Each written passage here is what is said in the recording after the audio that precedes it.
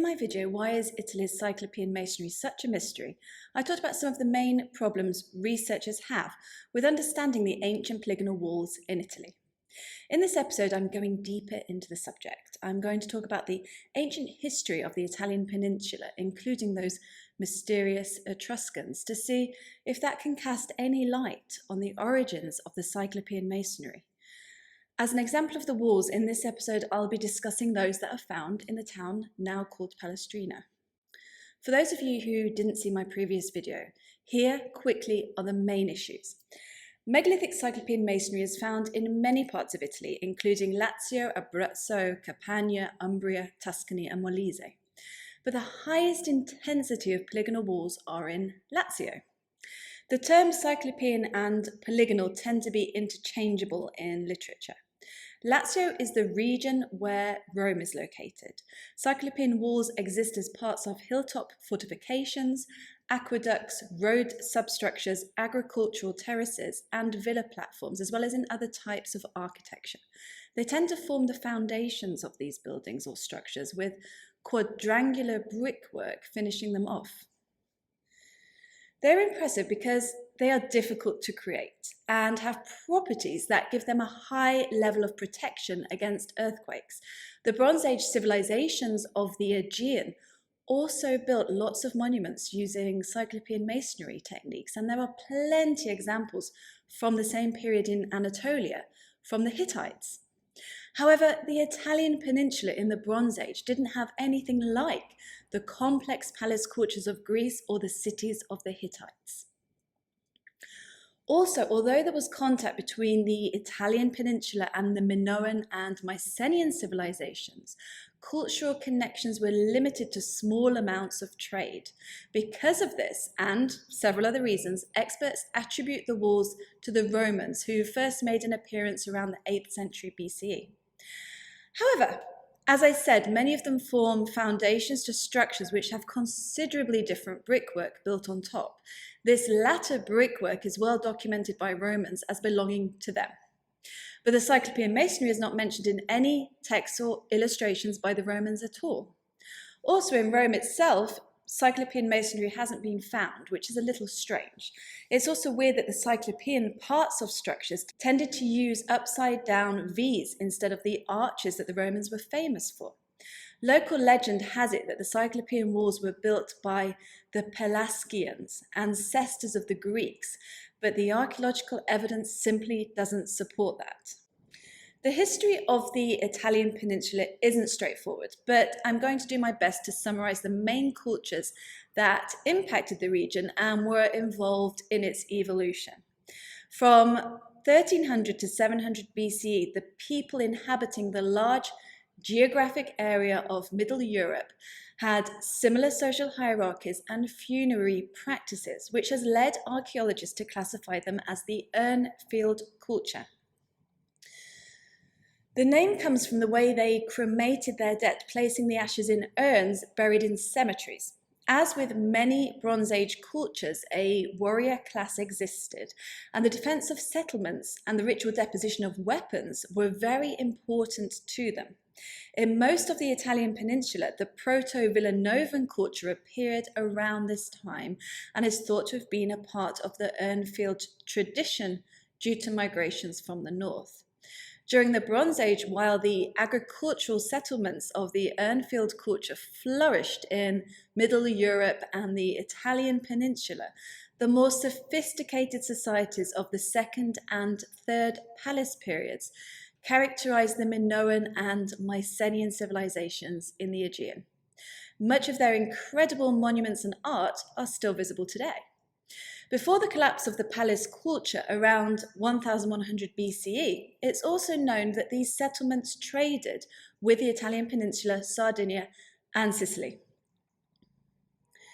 The Umbria shipwreck, discovered off the coast of Turkey and dating to around the 14th century BCE, was found to contain a sword which probably came from Sicily or the Italian peninsula.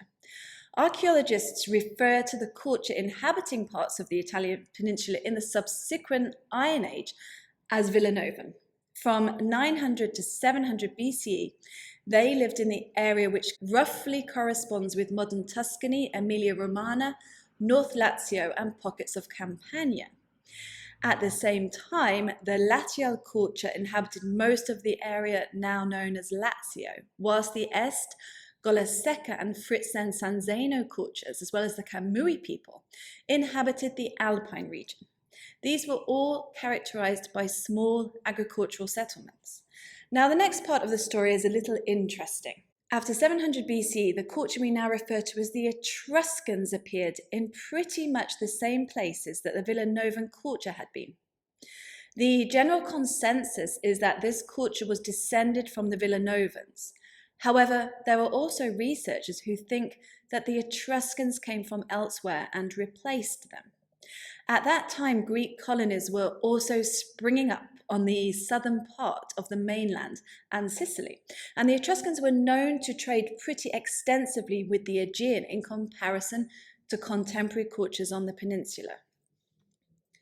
The Etruscans were also the first culture on the mainland to use the Greek alphabet to write down their language. However, the Etruscans did not speak an Indo-European language like the Greeks or the other contemporary cultures who eventually adopted the alphabet as well. Herodotus, the Greek historian writing in the 5th century BCE, said that forced by famine, the Etruscans had moved from Lydia in Asia Minor to central Italy under a leader called Tyrannus. However, their language has no relationship with Lydian. If anything, it's thought to be closely related to the pre-Greek language of Lemnos, an island in the Aegean. But the island has a confusing history anyway. So overall, experts are quite certain that the Etruscans were an indigenous culture descended from the previous Villanovans. The Etruscans were a huge influence on the Italian mainland when the ancient Romans appeared on the scene. Just as with the Etruscans, Rome also has mythical origins related to the Eastern Mediterranean. However, much of these traditions are debatable. The usual date given for its foundation is 753 BCE, and this spearheaded a period now known as the Roman Kingdom. During that time, it was run by individual kings for almost 250 years and was pretty small. The period now referred to as the Roman Republic ran from 509 to 27 BCE. At the beginning of the Republic, Rome formed an alliance now referred to as the Latin League with the tribes in its hinterland. This map shows those who were a part of this, but it excluded the Etruscans, who were a threat and one of the main reasons for the alliance, along with the increasing power bases of the Greeks and the Phoenicians. In 400 BC, so 100 years into the Republic, Rome's territory was just 900 square kilometers, whereas the surrounding Latin towns inhabited by tribes such as the Hernici, Sabini, Volsci, Latini, Rutili, and Aqui covered 2,350 square kilometers. By 264 BCE, so by the mid-Republican era, Rome had largely assimilated the surrounding region and covered 26,000 square kilometers, a geographic reach that was to expand massively in the subsequent period, now referred to as the Roman Empire. On Google Earth, I pinned many of the places where the polygonal walls are found. If we compare that to the reach of Rome during the mid-Republican era, we can see a match actually. When experts assign the walls to the Roman period, there are various dates thrown around, but most of them fall around the mid-Republican era, especially the ones related to fortifications. This is based on finds in the vicinity of the walls.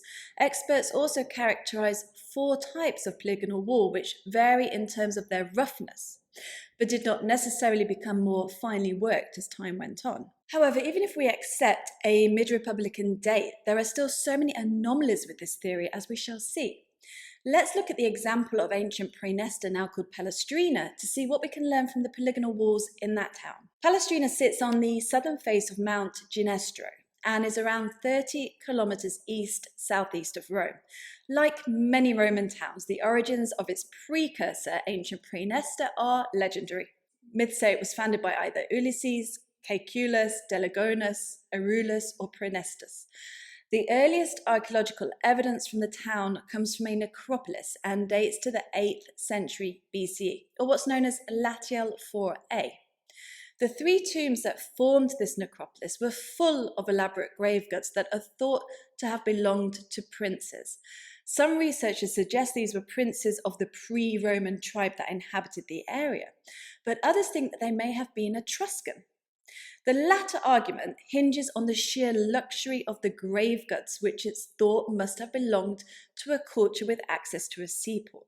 The first written reference to the town was by the historian Livy, who said that in 499 BCE, Praeneste had withdrawn from the Latin League to form an alliance with Rome. That was only the beginning of a tumultuous relationship with Rome, but we don't need to go into that here. Much of the town was developed during the late Republic era onwards, with baths, a temple, a treasury, markets, and shrines being built from 150 BCE. The sanctuary of Fortuna Primigenia was built in 204 BCE, but the remains that can be seen today are from around 120 BCE.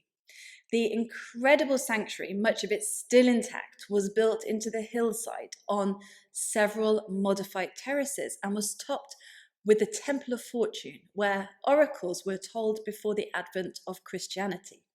This temple was incorporated into the Renaissance Palazzo Colonna Barberini, which now houses the Museum of Archaeology. There are several polygonal walls in the area. This one forms the foundation to the Sanctuary of Fortuna Primigenia, but was probably a fortification wall before being reused as part of the hillside monument.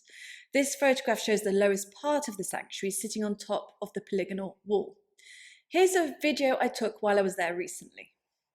I'm at the ancient Roman sanctuary of Fortuna Primigenia, which was built in the city of Praeneste, now known as Palestrina. It was built on 6 artificial terraces on a rocky outcrop of a hill and is enormous. The polygonal walls, or Cyclopean walls, whichever name you prefer for them, are at the base of it, and everything else going up the hill and up the terraces is a completely different brickwork. It's really strange how the polygonal walls have been assigned to the same period. No matter how much I try to look at it from a logical point of view, it just doesn't seem to make sense. I can get behind the idea that the polygonal walls originally started as Roman fortifications before being reused by later buildings still within the Roman period. But then this needs to apply to almost every single structure where Cyclopean masonry was present. Was Cyclopean masonry constructed around the mid-Republican period as foundations to buildings, or did it form part of walls before being reused? During excavations in the lower part of Palestrina near the Roman entrance called the Porta Sole, Cyclopean masonry was discovered, which is so well preserved. Look at the quality of that. I took a video there as well.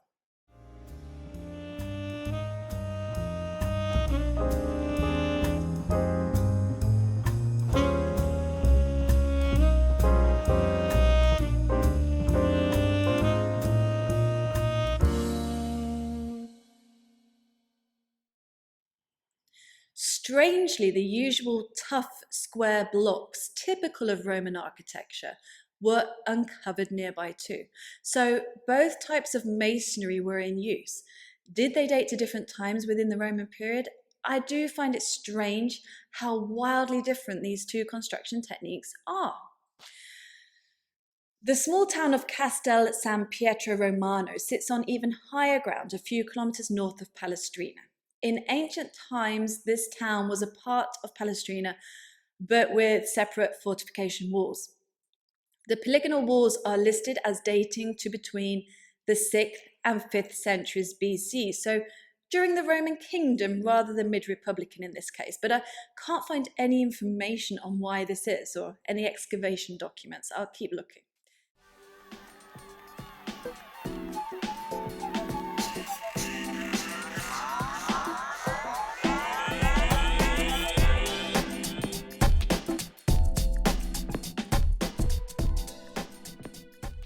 The area was inhabited as early as the late Bronze Age, as attested by pottery excavated from the town. During Roman times, a temple existed which was dedicated to Jupiter Arcano for interpreting omens and telling the future. There are also remains of an aqueduct which was apparently contemporary with the polygonal walls. A mid-Republican date for the Cyclopean masonry makes sense for various reasons. The finds discovered in the vicinity of the walls date to the Roman period. In the mid-Republican era, Rome's reach pretty much matched the geographic spread of the walls, since they form the foundations of more than just fortifications, including villa platforms and road substructures, architecture that was typically Roman. It makes sense that they were also Roman, unless the road substructures started life as something else, with the Romans reusing them and turning them into transport networks later. However, what I can't understand is why the Romans didn't mention this particular construction technique. It's also wildly different to the quadrangular blocks they built with which they did document. In fact, it looks a little bit strange as a foundation masonry. It doesn't fit well aesthetically with the brickwork built on top at all. Also, why is it found in so many villages and towns with Roman history, but not all towns from that period, including Rome itself? If the walls were so great, why did they stop building with them later on? The masonry existed in Etruscan settlements as well. These towns were eventually absorbed into the Roman Republic, though, and the Etruscans' geographic reach doesn't correspond with the locations of the polygonal walls. So it's unlikely to have been an Etruscan phenomenon, even though their extensive trade with the Aegean may have put them in contact with similar masonry techniques. But I can't help but think there's more to this story. There are lots of missing links here. We still don't know the origin of the Etruscans or their language. We still don't know a lot about the collapse of the palace cultures in the Aegean at the end of the Bronze Age. I can do a whole video on the archaeological evidence for where the palace cultures moved within the Aegean and how they lived, but it's still an opaque time. Perhaps the reason there's no archaeological evidence to support an ancient Greek people bringing their masonry to the area is that the Romans did such a great job of reusing sites that nothing much was left. As much as I stick to academic books and peer-reviewed papers in my research, after visiting some of these sites, there's still a part of me that thinks something is missing, and I'm going to find it. Let me know what you think in the comments. Don't forget to like this video and subscribe to the channel. I'm also on Patreon. Thank you to my patrons. I really appreciate the support. Also, come and find me on Instagram and Twitter, where I post regularly, and take a look at my website for the GPS locations of the places I visit, some of which are very hard to find.